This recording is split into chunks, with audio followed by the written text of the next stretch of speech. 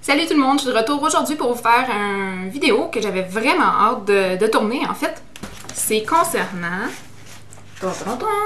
des livres de maquillage. En fait, ces livres-là, je les ai achetés sur Amazon.ca.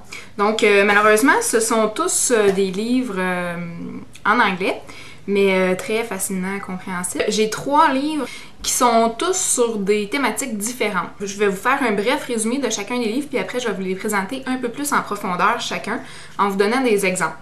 Donc le premier livre que j'ai à vous présenter, c'est le livre Style Eyes, donc un livre dédié exclusivement pour les yeux, de Taylor Chang Babayan. Donc celui-ci est vraiment un livre très technique au niveau des yeux uniquement. Le deuxième livre que je vous présente aujourd'hui, c'est le livre National Bestseller, Face Forward. Donc, c'est ici, de Kevin Aucoin. Il est très bien aussi. Celui-là, contrairement au premier dont je vous ai parlé, n'est pas dédié exclusivement aux yeux, mais bien à la figure complète. Et dans ce livre-là, on a beaucoup des procédés technique, mais vraiment décrit une étape à la fois pour être capable de recréer un maquillage particulier. Et le dernier livre que je vous présente aujourd'hui, c'est le livre, comme ça ici, Makeup Makeovers for Wedding. Stunning Looks for the Entire Bridal Party par Robert Johns. Simple beauté. Donc, comme on le voit, sur la couverture, qui est ça ici, ce sont des transformations, donc des makeovers pour les mariages. Donc, ce livre-là, ça a été ma bible pour la préparation de mon mariage et je vous le recommande énormément. Donc, si ça vous intéresse de savoir un peu plus ce que ces livres contiennent, je vous invite à continuer à regarder. Premièrement, comme je vous disais, Style Eyes retourne vraiment à la base au niveau du maquillage. Et un exemple de ça, c'est un exemple ici, donc dans les premières pages du livre, on va vraiment décomposer la structure de l'œil au complet. Donc ce qui est intéressant là-dedans, là, c'est qu'on fait vraiment une revue dans le fond de notre vocabulaire, de la structure de l'œil pour être capable de savoir exactement ce dont il parle dans les pages à venir.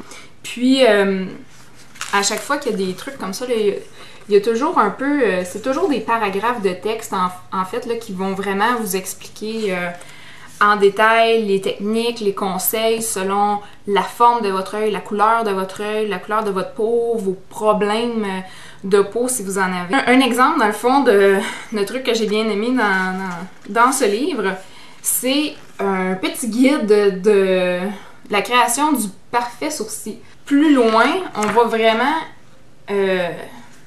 décrire la technique en texte et en image également. Et puis en haut, on a un aperçu avant-après de la méthode qui est toute découpée sur le côté ici. Donc c'est un livre qui est très visuel dans le fond comme la plupart des livres de maquillage. Mais également, on prétend pas qu'une méthode est bonne pour tout le monde. On va donner différents styles d'épilation de sourcils, dans le fond, qu'on les veut plus ou moins fournis, plus arqués, plus arrondis, et ainsi de suite. Un autre point que je trouvais intéressant dans ce livre-là, c'est la section où il parle des eyeliners. Il vous montre différentes méthodes d'application de eyeliner. Donc, par exemple, ici, on a l'application en coin, donc le corner. On a la demi-application, l'application complète. Ils ont même mis une alternative juste pour les yeux asiatiques, donc les monolides comme on appelle en anglais. Et juste un peu plus loin, dans la même section du livre, on a les différents types de structures de l'œil en tant que tel. Donc, on a les upturned eyes ou les downturned eyes, avec toute la description aussi, puis ce que vous pouvez faire pour mettre votre structure de votre œil à votre avantage. Où on va donner vraiment l'explication technique de ce que c'est, même en photo, ainsi que les détails des gestes à poser pour mettre vos yeux à leur plus grand avantage, si on veut.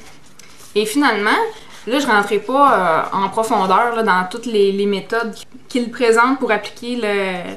Parce que c'est sûr qu'il y a plein de méthodes pour appliquer différents styles de couleurs à la fin. La fin du livre, c'est vraiment différents types de couleurs dans ma paupière selon la couleur de vos yeux. Ils vont vraiment dire quelles couleurs sont supposées mieux vous aller. Là, c'est ce qui résume grosso modo ce premier livre, donc Style Eyes. Et le deuxième livre, c'est Face Forward de Kevin Aucoin. Celui-ci, je l'ai aimé en fait parce que c'est plus au niveau du maquillage général, puis il va vraiment chercher des styles particuliers dans le fond pour les décortiquer et donner une idée de comment les faire. Un premier exemple que je vais vous donner, c'est avec le même type de maquillage, mais quelques détails de différents dans une application, il est capable d'aller chercher 4 styles différents sur une même personne. Donc à partir de la même base, par exemple, pour cette jolie demoiselle, il va vraiment aller chercher des styles carrément différents. Donc en bas, comme vous voyez, plus naturel, un accent plus sur les yeux, une face vraiment complète ou un accent plus sur les lèvres. Mais en ayant la même base.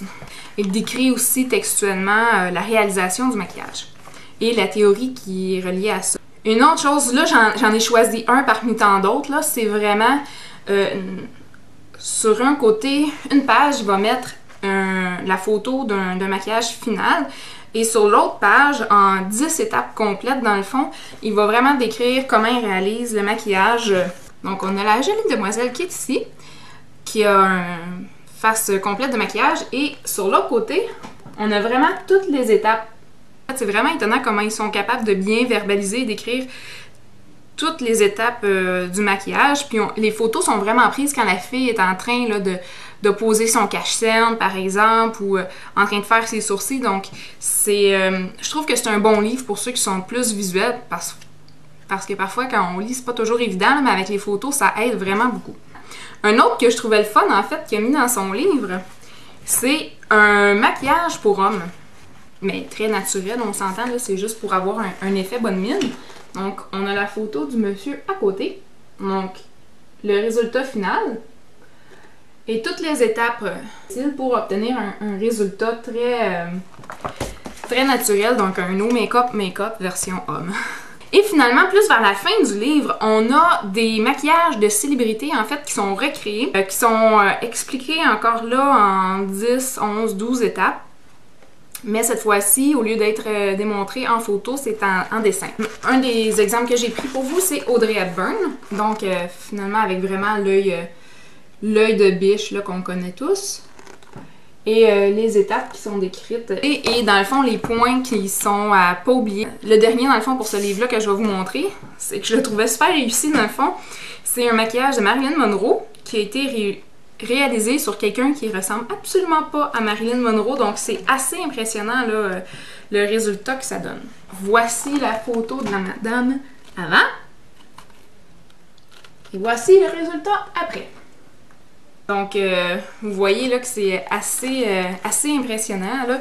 Puis on a vraiment, encore une fois, mais plus textuellement, là, la description de la méthode qui est utilisée. Si on veut regarder ça, par exemple, avant l'Halloween, ça peut donner des super bonnes idées. C'est sûr qu'à la fin, il y a des maquillages qui sont plus excentriques. Même avec des fleurs dans le visage ou des traits d'eyeliner super excentriques. Là, mais ce livre-là, vraiment intéressant. Et finalement, mon livre préféré, qui a vraiment été ma bible avant mon mariage, c'est le Make-up Makeovers pour les mariages. Je sais qu'il existe aussi juste un autre livre Make-up Makeovers, mais plus général. Là.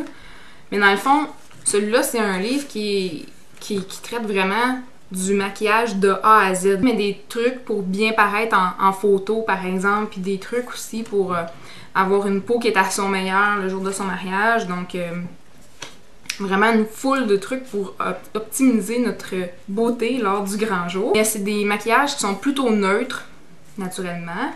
Il y a deux choses en fait qui ont vraiment plus retenu mon attention dans ce livre-là, que je trouvais qui étaient des très bonnes idées. Donc une chose que j'ai vraiment aimé de ce livre-là, c'est qu'ils ont décortiqué les looks de maquillage, si on peut dire, en 4 principales façons de maquiller l'œil en tant que tel. Donc on a 6 looks différents pour les yeux. Et on a aussi des trucs sur quoi mettre l'accent ou à quoi faire attention dans notre maquillage, dépendamment de la période de la journée où on va prendre nos photos. Donc, si par exemple, l'heure du mariage est à midi, par exemple, puis on compte prendre des photos à l'extérieur vers 1h, bien là, on va voir le maquillage pour les photos en après-midi par rapport à l'angle du soleil et l'impact que ça va avoir sur le rendu de notre maquillage en photo. Donc, c'est vraiment super intéressant en fait. Là, moi, je savais pas, par exemple, il explique dans ce livre-là que la lumière du matin est plus franche, puis en photo, on est mieux d'avoir un maquillage plus léger parce qu'il va ressortir plus en photo. Ceci étant dit, je vais vous donner un exemple. Donc, c'est vraiment des makeovers. Donc, à chaque fois qu'on a une photo d'un maquillage final, on a la petite photo, une vignette de la fille avant. Donc, ici, par exemple, on a le résultat final avec en bas complètement la fille avant. Donc, celui-ci, c'est le maquillage de mi-journée. Puis, on a textuellement toute la description du pourquoi, du comment, de où, si on met plus ou moins de blush, si on met une ombre à paupières plus ou moins brillante, si on peut mettre l'accent, ils mettent beaucoup l'accent, eux, en fait, sur le fait qu'il faut faire attention sur nos ombres à paupières, de ne pas mettre trop de brillance. Donc, on peut, par exemple, sur le brow bone, mettre plus une couleur qui est mate, et puis mettre sur la paupière mobile ou dans le creux de l'œil une couleur qui est plus brillante. Surtout en début de journée. Donc ça, c'est des choses auxquelles j'aurais personnellement pas nécessairement pensé, mais c'est vraiment à cause du rendu en photo. Un maquillage que je vais vous présenter, dans le fond, qui est celui que j'ai personnellement choisi, mais que j'ai un peu modifié la journée de mon mariage. C'est le Sparkling Eye, donc l'œil brillant. Donc, voici le résultat final. On voit au niveau des yeux qu'il y a une belle brillance. Et en bas, on a le visage de la dame avant. Et vraiment, on a toute l'explication de où on met les couleurs, quel type de couleurs et pourquoi. Donc, je vais vous remontrer aussi à la fin, quand ils ont un résumé, dans le fond, qu'ils ont peut-être 6 mannequins qui avaient un maquillage précis, dans le fond, pour leur séance photo. Puis, à la fin, ils vont vraiment faire un résumé. Donc, l'heure du mariage. Donc, celle-ci, c'était milieu de la journée, fin de l'après-midi ou le soir, ça peut convenir, mais pas le matin, comme ils expliquaient, parce que il y a trop de brillance sur les yeux, puis si on prend des photos à l'extérieur le matin, ça va pas nécessairement sortir aussi bien qu'un maquillage qui serait plutôt naturel. Puis on a la description de tous les produits qui ont été utilisés, les couleurs qui ont été utilisées également, puis il donne quelques trucs à la fin. Puis une chose que je trouve intéressante aussi, c'est qu'il parle de la personnalité des gens. Donc si par exemple, on est quelqu'un qui porte beaucoup de rouge à lèvres foncé, comme moi par exemple, je sais que dans mes vidéos, j'en ai pas porté beaucoup encore, c'est que j'ai gardé l'œil pas mal neutre pour mon mariage, c'était vraiment toutes des couleurs très très neutres. Mais je porte souvent du rouge à lèvres foncé, donc j'aime beaucoup les lèvres bourgogne rouge foncé, des trucs comme ça. Donc, moi, la journée de mon mariage, je portais un rouge à lèvres rouge pompier, là. Vraiment rouge pétant, mais pas de brillant. Donc, ça a vraiment amené quelque chose de plus à mon visage. Puis même mon mari m'a dit par la suite là, que c'était vraiment une super bonne idée parce que nos couleurs de mariage étaient vraiment rouges. Je voulais juste vous montrer la description du maquillage de la fille qui a fait... qui a servi pour la couverture, c'est qu'elle, en fait, elle avait vraiment des problèmes d'acné. Avec tous les trucs qu'ils donnent là, pour couvrir les imperfections, unifier le teint de peau, là, on a vraiment un avant-après qui est assez spectaculaire. Là. Donc, ce que je vous conseillerais, c'est que si vous avez un événement important à venir bientôt, que ce soit votre mariage ou pas, que vous ayez un bal ou un événement important où vous savez que vous allez vous faire photographier, je vous dirais de vous pratiquer à l'avance, pas juste au niveau des yeux, mais vraiment le look complet, puis d'essayer de vous prendre en photo parce que parfois on peut avoir des surprises au niveau de la prise de photo, que ce soit un fond de teint qui reflète trop la lumière ou même parfois le cache-cerne qui semble être de la bonne couleur, mais que finalement en photo ça sort très mal. Là. On est mieux de se pratiquer souvent. Puis même moi, durant mes pratiques, j'avais mis du eyeliner liquide sur mes yeux, puis finalement, le jour du mariage, mes cheveux ont été assez longs à faire. J'étais supposée faire un trait d'eyeliner, finalement j'étais un petit peu à la dernière minute pour faire mon maquillage, Donc, j'ai vraiment pris le temps de faire ma base, mes yeux et tout, mais quand j'ai eu le temps d'apposer mon eyeliner, j'ai juste dit non merci, finalement, je veux pas prendre la chance de scraper mon maquillage juste avec un petit faux mouvement. Mais en plus, il était pas waterproof, donc je savais pas trop à quel point j'allais laisser m'embarquer dans l'émotion. Donc, je me suis dit que finalement, c'était peut-être mieux de pas en mettre. Puis j'ai tout simplement mis un petit trait de poudre plus foncée au ras des cils avec un pinceau biseauté comme celui-là. J'ai tout simplement mis un peu de crayon brun aussi là, que j'ai estompé. Donc voilà, ça fait le tour de mes 3 livres que j'ai tellement appréciés. Je vous dirais là vraiment que mon préféré, ça a été celui-ci parce qu'il y a beaucoup d'explications au niveau de pourquoi choisir quelle couleur pour vous, des trucs aussi au niveau de quand on se fait photographier. Donc ça, je trouve que c'est intéressant parce que on n'en entend pas nécessairement beaucoup parler. Et finalement, le livre Style Eyes aussi, qui est très, très théorique. Dans le fond, c'est un petit peu comme un cours de maquillage 101, mais en livre. Là, on a même des exemples pour faire des eyeliners comme ça. Là. Donc c'est pas nécessairement des choses qu'on va voir ailleurs. Si vous êtes intéressé à vous acheter des livres de maquillage, je vous le conseille. Pour le prix, ça vaut la peine. Là. Moi, je les ai carrément dévorés quand je venais juste de les avoir. Puis là, le fait de vous les présenter, ça me tente de repasser à travers encore une fois. Là. Donc, j'espère que ma vidéo sera pas trop longue. Je vais essayer de faire du montage là, pour pas que ce soit trop long. Si vous avez des questions, des commentaires, n'hésitez pas à la poster dans la barre de commentaires en bas. Ça me fait toujours un énorme plaisir de vous lire. Et sur ce, je vous souhaite de passer une excellente fin de journée et on se revoit bientôt pour une prochaine vidéo. Bye!